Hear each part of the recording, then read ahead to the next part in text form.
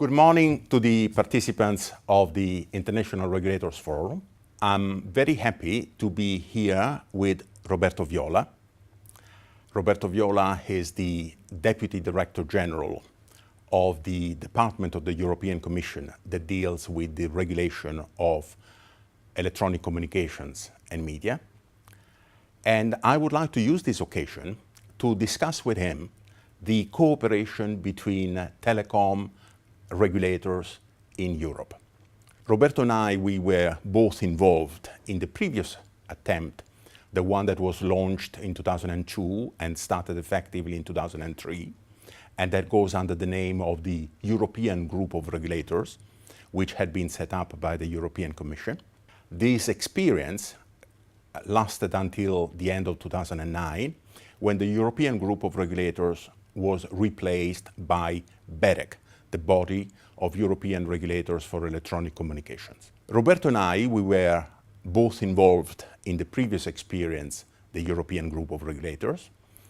I from the side of the European Commission, and Roberto as a regulator, which he was for many years in Italy.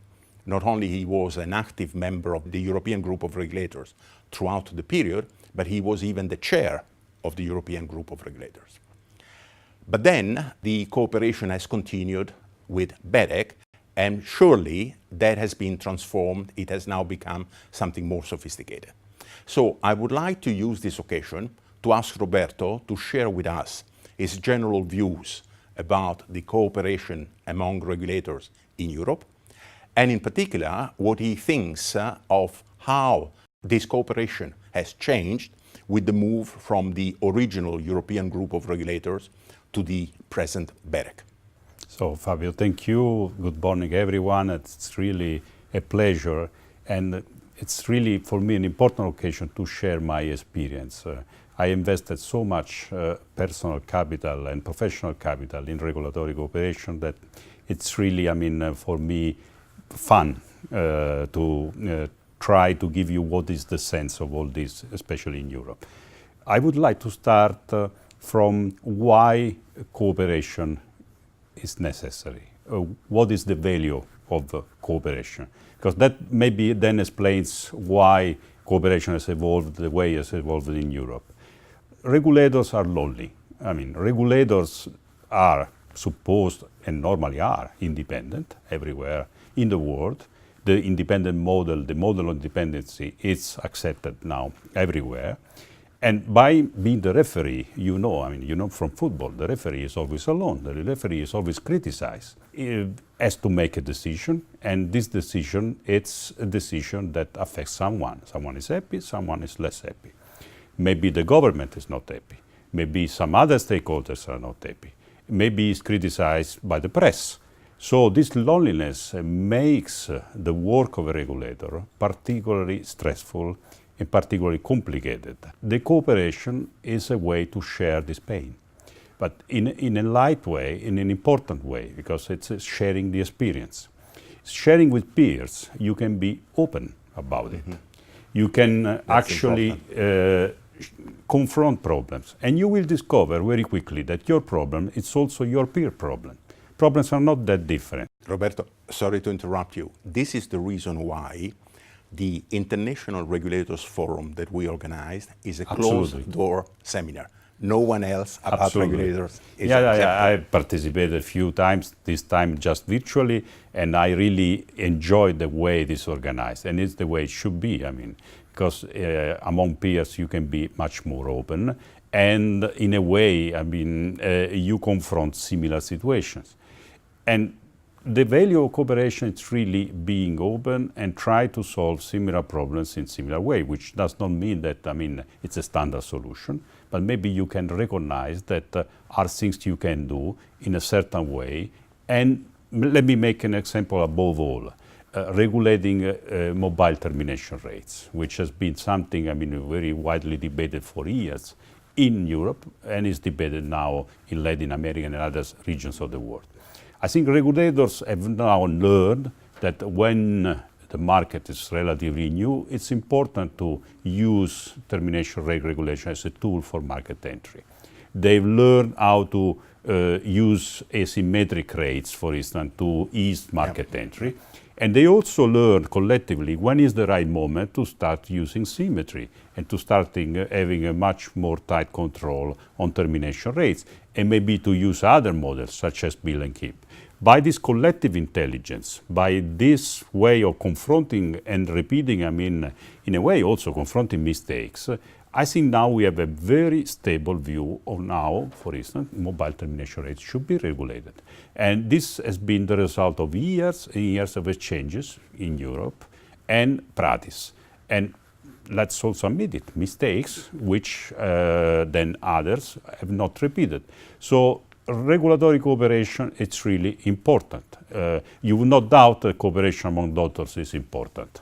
And in a way, you cannot ask the patient to share the experience. Of course they do, but you really have to speak with your peers. And that also applies to regulation. I cannot imagine a regulator nowadays being isolated. And the world is becoming so interconnected, so complicated, especially moving to all IP world, that you need to absolutely confront solution and be actually always up to date. And that's why the whole sparkle ignited in terms of being together and cooperating. This is also the reason why the regulators themselves in Europe had recognized the need for cooperation. And even before the European Commission took the initiative, they had created the independent group of regulators. Absolutely. But then there's this downside of this voluntary model. And the downside is that you can feel it's sort of in and out.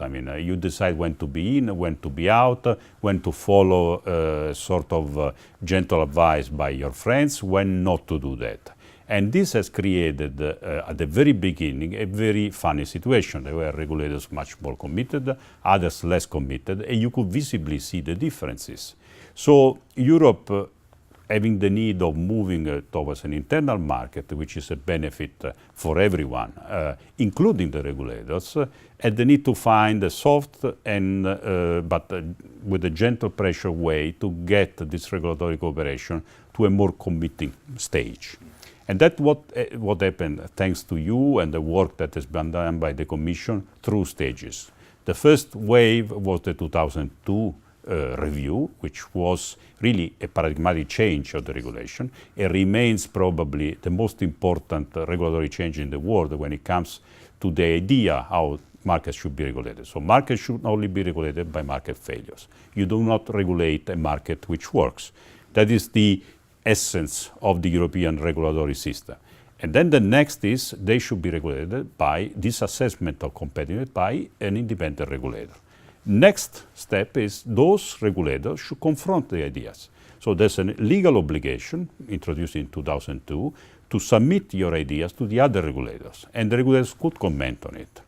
And this has been the first step. The second step was the 2007 step, where I participated to a very lively debate in Europe how this regulation and this regulatory system could be also made more harmonious. Because this idea of 2002 did work in terms of regulators working together in a fairly active way, working with the Commission, but was not tight enough to guarantee harmonious decisions. So again, it doesn't mean same decision, same everywhere, but similar decision when the situations are similar. Then in 2007, there's been the further step to create a formal organization, which is BEREC, which is the house of the regulators. So basically, BEREC now, especially when the case is controversial, gives a formal opinion on the case. And the Commission and the regulator have to take utmost account of this opinion. So now the opinion of the regulatory cooperation system, which is now as a formal house, which is the BEREC office, which is located in Riga, counts legally. It's not just, a nice advice. And this has created a change also in the way regulators work among themselves, because it has created the awareness of being important collectively, not just individually. And also, they nicely now adapt to this new situation by, let me say, playing with it. So when they are too much under pressure in the local market, they resort to BEREC, saying, okay, but I cannot take a different decision because there's a BEREC recommendation. So the cooperation of regulators has become a safety net, an important safety net to make sure that the regulator can be even more free and independent to make the right assessment in the market. And the other interesting thing of this experience is the international side of the international cooperation, because the European regulatory system and the cooperation regulators has always been open to cooperation outside. And the most important avenue we opened throughout the years has been the cooperation with South America. South America has a network which is Regulatel, which has been fostered thanks to you, Fabio, to the Commission at the very beginning, also with the Commission support. And the whole idea was to try and exchange on how markets should be regulated. And everyone thought, wow, it's so different that really, what kind of dialogue you could have? Well, through the years, we have discovered it's not that different. The experience we have seen from colleagues from South America, it's useful for colleagues in Europe or vice versa. Because again, certain regulatory reflexes are relatively similar. What you should do, for instance, to foster investment, to manage a situation where you detect maybe there's an outbreak of a price war. Should you do something about it? Should you price regulate? Should you just regulate wholesale? These are questions that are recurring, and the confrontation of regulators on the two sides of the Atlantic has been absolutely useful and also very, very inspiring for everyone, enriching. And the experience of Regulatel, again, has been now sort of stable rendezvous with the European regulators. We have a regular meeting and we have a regular change. Not only that, we have expert meetings, we have groups, we have seminars. So it's a long-standing cooperation which has shown the value, and I think it's here to stay. Whatever happens, and we hope that the Commission can always support it from our side, whatever happens, the cooperation has a value on its own. And our friends from South America, they know it and they practice it. And I would invite them to do even more, because this is in not only the collective interest of the continent, but it's also the individual interest of regulators to cooperate more and more.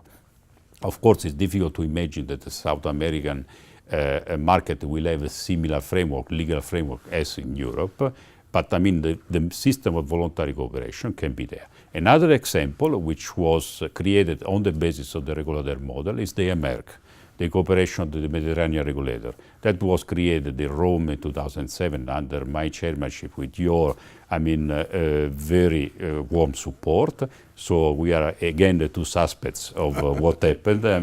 And again, it was very difficult at the beginning. I remember. But then, it's really refreshing to see everyone around the table.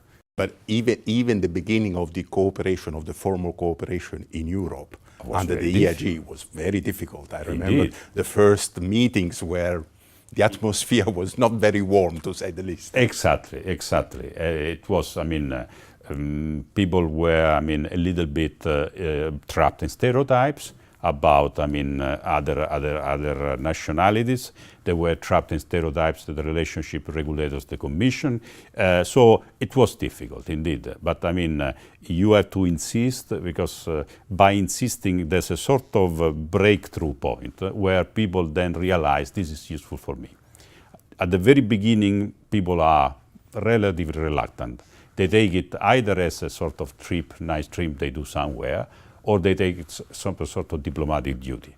The moment that they realize this is in their interest, then it flips to the other direction and it accelerates in real cooperation. And that's what now, now it's even a legal obligation to cooperate in Europe. But no one would renounce it. And the proof is that IRG has not been abandoned. IRG is there. So it is used as an informal forum. So the old model of voluntary cooperation has not been abandoned, and European regulators are very jealous about it. as Latin American regulators should be jealous about keeping regulator alive and even stronger. Roberto, thank you very much for these positions really heartfelt. One could notice your commitment. This position comes from years and years of experience and years of commitment. Thank you very much for what you have done in the past, for this statement, for this confirmation of your commitment, and for all the work that you will have to continue to do in Europe and also with Regulatel. Thank you, and I wish you a successful forum. Thank you.